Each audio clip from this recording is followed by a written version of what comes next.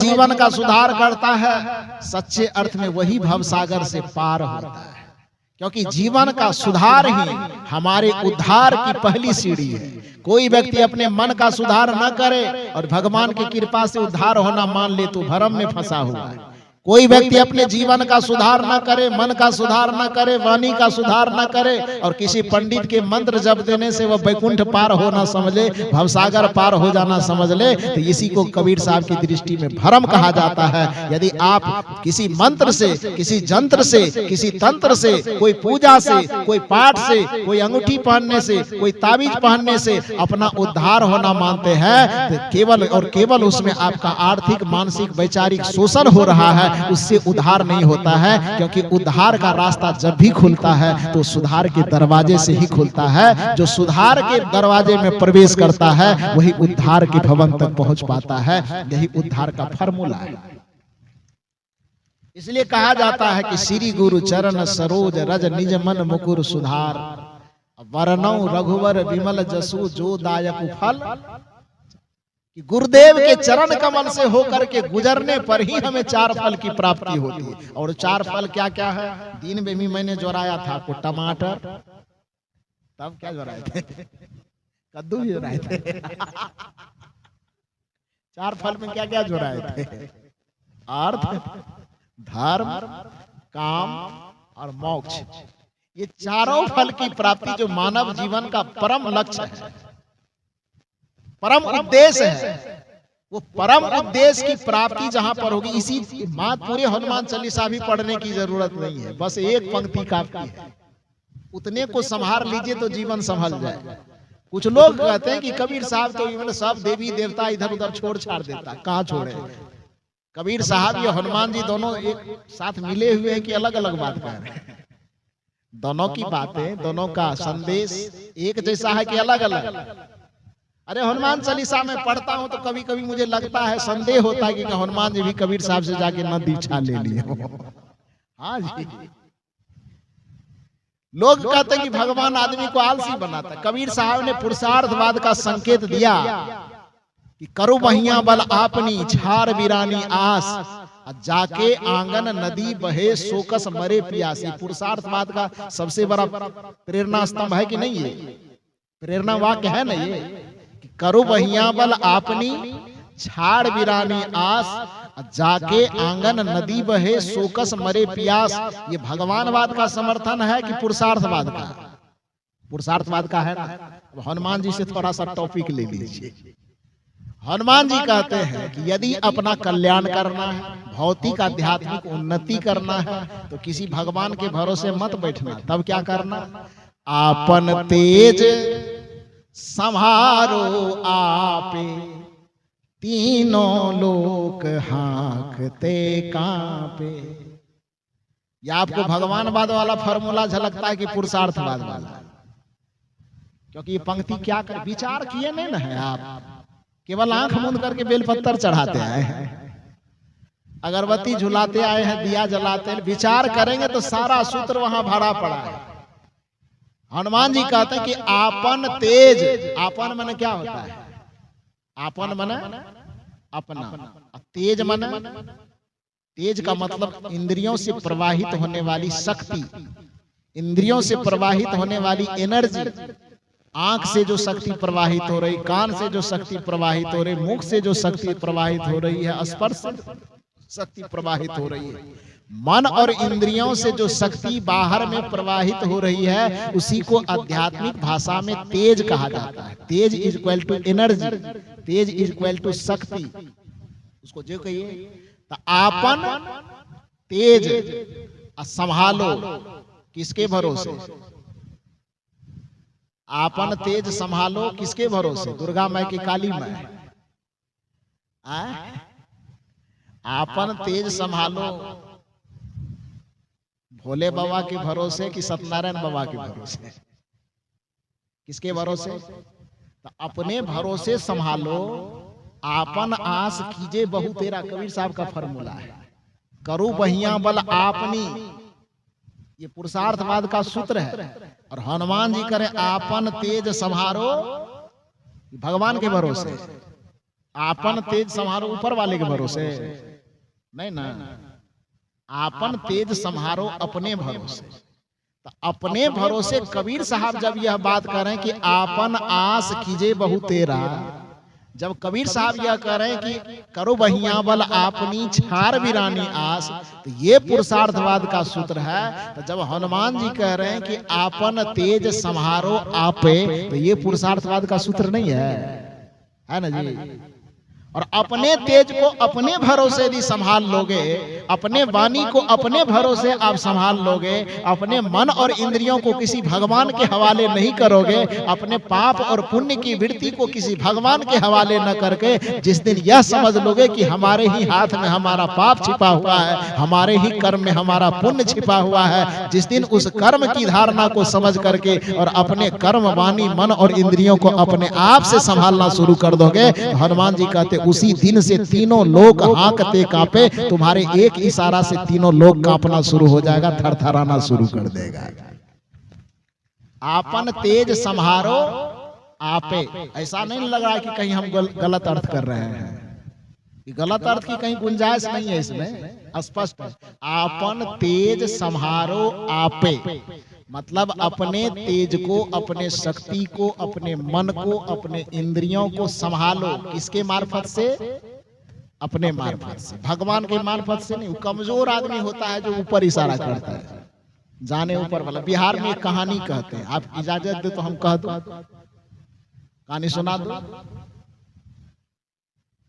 कहा जाता है कि एक बार एक गांव में नाच की व्यवस्था हुई। नाच समझते हैं ना, नाच तमाशा रात में लोग उधर करते हैं, इधर भी शायद होता है।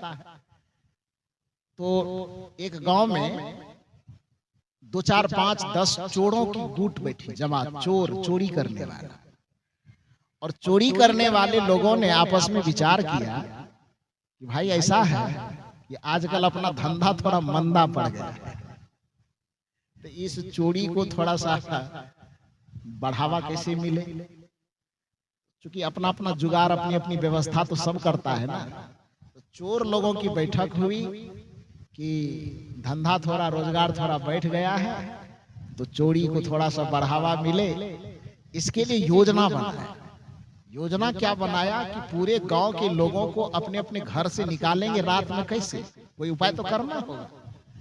तो कुछ लोगों ने कहा ऐसा करके सत्संग कर देते हैं। धो सत्संग सुनने लोग थोड़े जाएगा तब और कुछ कर देते। कहा ऐसा है कि पूरे गांव के लोग अपना अपना घर बिस्तर छोड़ करके ठंडी गर्मी का परवाह किए बगैर एक ही चीज में शामिल हो सकता है, वो है कोई नाच कर दो। तब पूरे गांव के लोग अपना रजाई फेंक करके वहां पर पहुंच जाएंगे। ये परवाह नहीं करेंगे घर में कोई काम बिगड़ रहा है, कि नींद बिगड़ रही, कि ठंडी लग रही, कि क्या लग रही, इसकी परवाह नहीं करेंगे। सत्संग करोगे तो भले कहेगा कोई आदमी जानना चाहिए, हमको पूछा थोड़े है, हम क्यों जाए। नाच में ये सवाल नहीं करता है कि हमको पूछा नहीं है। तो चोरों ने आपस में विचार किया कि सत्संग करोगे तो पूरे गांव के लोग अपना अपना घर छोड़ करके जमा नहीं होंगे, बस एक चीज में जमा हो सकता है, उस चीज का नाम है नाच। तो रात में नाच कर देना। पूरे घर के जितने लोग, पूरे गांव के जितने लोग होंगे, सब रात में 9-10 बजे के बाद इकट्ठा हो जाएंगे। जहां नाच होगा वहां गांव हो जाएगा पूरा खाली। उसके बाद मिला हुआ था नाच पार्टी से चोर सब जी। इधर नाच देखने में जब सब व्यस्त हो जाएंगे, तब इधर से 10 ठो मिल करके जाएंगे और गांव में जिसके घर में देखेंगे कि बढ़िया बढ़िया सामान है, उसके घर में चोरी कर लेंगे। ऐसा ही हुआ। योजना के तहत 8-9 बजे रात से नाच की शुरुआत हुई। नाच देखने के लिए पूरे गांव के लोग, बच्चे बूढ़े जवान जितने थे, पूरे गांव के लोग उस नाच के सामने जमा हो गए। चोरों ने देखा कि अब गांव पूरा सुनसान पड़ गया है, गांव में कोई होगा नहीं, बस वह चोर जिस घर को अपना बनाया था निशाना कि उस घर में चोरी करना है, उस घर में जाकर के वो चोरी के लिए पीछे से प्रवेश किया। और जब पीछे प्रवेश करता है तो घर में चोरी के जितने सामान उसको लेना था, सब सामान ले लिया। संजोग से उसमें दो चार चोर ऐसा आया था कि बेचारा रात में शायद शाम में भूखे पेट आया था, भोजन नहीं किया था। उस सामान सब इकट्ठा करते करते खोजते खोजते बांधते बांधते भूख बड़ी जोर की लग गई। तो उसमें से चोर कहता है, भाई ऐसा है कि सामान तो अब चुरा लिए ही हैं, थोड़ी भूख लग गई है, थोड़ा कुछ खा लेते हैं और उसके बाद सामान लेके जाएंगे तो रास्ते में सामान ढो नहीं पाएंगे, भूखे पेट अपना चलना मुश्किल है, ये सामान कैसे ले जाए। तो कहा अच्छा भूख लग गई है तो थोड़ा खोजा जाए। खोजते खोजते देखा तो संजोग से जो किचन रूम था भोजन बनाने वाला, उसमें देखा कि एक हांडी में खीर बना हुआ है। खीर, खीर समझ रहे हैं ना? क्यों नहीं समझे, भारत के लोग हैं तो वो खीर, हंडी में खीर बनी हुई थी। तो शायद हमको लगता है कि चूल्हा पे चढ़े रह गया होगा और बनाने वाले को नाच देखने का इतना उतावलापन होगा कि शायद वो नाच देखने चले गए हो, सोचे हो कि नाच देख के आएंगे तो सुबह सुबह गरम गरम खाएंगे।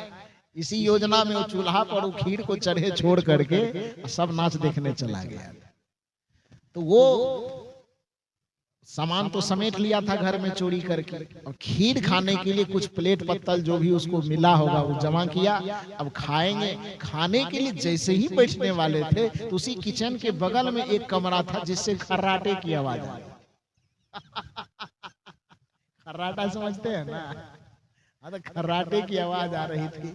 तो खर्राटे लेने में नाक से जो बंद था एकदम, खर्राटा कैसे लेता है लोग आवाज आती है ना, तो आवाज जो आ रही थी तब जो खाने लगा तो चोर को जब किसी की आवाज सुनाई दे तो चौकन्ना होगा ना कि कोई देख न ले, तो थोड़ा सावधान हुआ कि लगता है कोई है, देख लेगा तो परेशानी होगी। तो कोई आदमी पैर दबा करके उसी में से धीरे धीरे देखने गया तो देखा कि बूढ़ी एकदम खटिया पर लेटी हुई है। और चोरों ने कहा चिंता मत करो, बूढ़ी है, एकदम महिला है, बूढ़ी है, हम लोग 5-6 है, ज्यादा इधर उधर करेगा तो बस कंठा दबाएंगे वृंदावन बिहारी लाल की, ज्यादा कुछ नहीं करेगा। लेकिन कोई आदमी है तो थोड़ा सावधान होना पड़ेगा। तो फिर इधर खाने के लिए भीड़ गया, अब परोस रहा अपने अपनी थाली में अपना खाने के लिए, अब बूढ़ी माता और खर्राटा ले रही है। तो खर्राटा ले रहे तो उसमें से चोर कहता है क्या हो गया बुढ़िया को, क्या मांग रही है? उसी में से एक चोर कहता लगता है खीर बनाया था, सब लोग खा लिया, इस बूढ़ी को खाने नहीं दिया होगा इसीलिए सपने में खीर मांग रही है। क्योंकि खर्राटे में खर खर की आवाज होती है ना, तो जो खर्राटे में खर खर बोल रही थी तो शायद चोर लोगों ने अनुमान लगाया कि इसको खाने नहीं दिया होगा तो इसलिए खर खर कह करके खीर खीर मांग रही है। ऐसा करो कि एक करछुल, एक चम्मच निकाल करके बूढ़ी माँ के मुंह में डाल दो। नहीं डालोगे कदाचित तो उसके हिस्से में यदि खीर खा लिया तो पेट दर्द उठेगा, कोई बीमारी धर लेगी, तो इस वजह से पहले उसको खिला दो तब खाएगा। तो कोई बात नहीं। उस चोर क्या किया, अभी तक तो टेस्ट किया नहीं था, उस चम्मच से एकदम हंडी में से उठाया, थोड़ा हाथ से छू के देखता तो पता चलता कि गरम है कि नरम है कि क्या है, लेकिन देखा नहीं, हड़बड़ी में था, एकदम हंडी में चम्मच दिया, एक चम्मच निकाला, अब बूढ़ी मैया जो मुंह खोल करके खराटा मार रही थी, उस चम्मच भरा हुआ खीर उसके मुंह में जाकर के डाल दिया। जब खीर उसके मुंह में डाला बूढ़ी मैया चिल्ला करके उठी। जो भी उसको माँ बाप जो पुकारना हो एकदम बेतहासा होकर के पुकारना शुरू की। गरम गरम पूरा मुंह जो पक गया था, इतनी जोर से चिल्लाई, इतनी जोर से आवाज लगाई कि कोई एक आध आदमी सड़क पे जा रहा होगा नाच ही देखने, वो सुन लिया, हल्ला किया, बस नाच देखना छोड़ करके बहुत सारे आदमी दौड़े दौड़े उधर से। चोरों ने कहा तो बड़ा मुसीबत आ गया, बुढ़िया सबको फंसा दिया। उसमें से डर से कुछ चोर क्या हुआ, बूढ़ी मैया की खटिया के नीचे घुस गया अंदर। अब कुछ चोर भाग नहीं सका, तो देखा किधर भागे, तो भागे भागे जो घर का जो छप्पर होता है ना, तो पुराने में एक ऐसे धड़ेन टाइप का देता, उसको क्या बोलते हैं? पटौआ। पटौआ ठीक है, आपका नहीं कहेंगे, उसका बोलेंगे। तो पटौआ जो था ना, उस पे चढ़ गया। जब लोग जमा हुए घर में, लोग जमा होकर के पूछते हैं बूढ़ी माता से, खीर खाना ही था तो थोड़ा ठंडा करके खा लेती, इतना गरम गरम खाने की क्या जरूरत है? बूढ़ी माँ के बाबू हम कुछ नहीं जानते, हम खीर खा नहीं रहे थे। अच्छा, खा नहीं रहे थे तो मुंह में कैसे आया? हम कुछ नहीं जानते, जाने ऊपर वाला। आप लोग भी कहते हैं ना, कुछ समझ में नहीं आता है तो क्या कहते हैं? ऊपर वाला जाने। तो बूढ़ी माता भी बार बार कहेगी, बेटा हम कुछ नहीं जानते, हम खा भी नहीं रहे थे, ये खीर मेरे मुंह तक कैसे आई मुझे कुछ पता नहीं, जाने ऊपर वाला। लोग कहे, अरे अपने मुंह में कैसे से चला जाएगा, कुछ तो की होगी, आखिर खीर यहाँ कैसे आ गया? तू लाई होगी तब नहीं आया होगा, वो हंडी में से वहां किचन में से उठ के यहाँ कैसे आ जाएगा तुम्हारे बेड के पास? कि बेटा मैं कह रहा हूं मैं कुछ नहीं जाने ऊपर वाला। लोग घेरे हुए थे, अपने अपने तरफ से अलग अलग तरीके से पूछ रहे थे। अब बूढ़ी मैया कोई जवाब न दे, बस हर एक बात का एक ही जवाब, बेटा हम कुछ नहीं जाने ऊपर वाला। तो बार बार जो ऊपर वाला करे, तो 4 ठो पलंग के नीचे में था, 4 ठो पटवा पर था, ऊपर में था। तो बार बार जो बूढ़ी मैया ऊपर वाला करे, ऊपर वाला को बड़ा गुस्सा उठा। उन्होंने वहीं से चिल्ला करके कहा, है बूढ़ी मैया चुप, सारे बात ऊपर वाला जाने, नीचे वाला खटिया के नीचे वाला कुछ न जाने।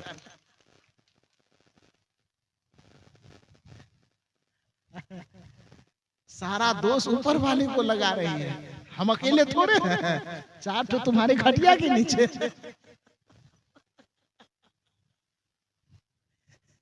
तो सारी जिम्मेदारी ऊपर वाले को मत दो, कुछ जिम्मेदारी नीचे वाले को भी दो। तो हनुमान जी यहाँ पर आपन तेज संहारो आपे, ये जिम्मेदारी ऊपर वाला को दिया कि भीतर वाले को दिया? यदि अपने तेज को खुद संभालना है तो खुद बाहर में है कि खुद भीतर में है? तो सारी जिम्मेदारी ऊपर ही वाला लेगा, पटावा वाला कि खुद खटिया के नीचे वाला भी लेगा? आपन तेज संभारो आपे, तीनों लोक हाँकते कांपे। जिस दिन हम भाग के ऊपर में कोई जिम्मेदारी नहीं थोपेंगे, भगवान के ऊपर कोई जिम्मेदारी नहीं थोपेंगे, ऊपर वाले के ऊपर कोई जिम्मेदारी नहीं थोपेंगे, बल्कि हनुमान जी के अनुसार आपन तेज संहारो आपे को समझ लेंगे। कबीर साहब की भाषा में आपन आस कीजिए बहु तेरा के भाव को समझ लेंगे। करो बहिया बल आपनी छार बिड़ानी आस के भाव को समझ लेंगे। उस दिन अपने सुधार की और उद्धार की जिम्मेदारी दूसरे के माथे पर न फेंक करके अपनी जिम्मेदारी पर उस सुधार को ले आएंगे। और जो संत महापुरुष सत्संग मंच लगा करके गली गली में दुनिया वालों को बताते फिरते हैं कि संत महापुरुष कह रहे हैं पुकार, हे मानव अपने जीवन का कर लो सुधार, अपने जीवन का सुधार करो तभी आपका उद्धार संभव है। क्योंकि मानव जीवन आप पाए हो, आप सुधार की भूमिका पर हो। कदाचित मनुष्य जीवन से हट करके पशु पक्षी की श्रेणी में चले गए तो वहां सुधार की कोई गुंजाइश नहीं है। एक उदाहरण से मैंने समझाया कि एक छोटा सा बच्चा जब पढ़ने के लिए विद्यालय में प्रवेश करता है तो उसके हाथ में पेंसिल थमाई जाती है, और उसके बाद वही बच्चा जब 2, 4, 5 साल विद्यालय में पढ़ लेता है उसके हाथ से पेंसिल ले ली जाती है और हाथ में कलम थमा दी जाती है।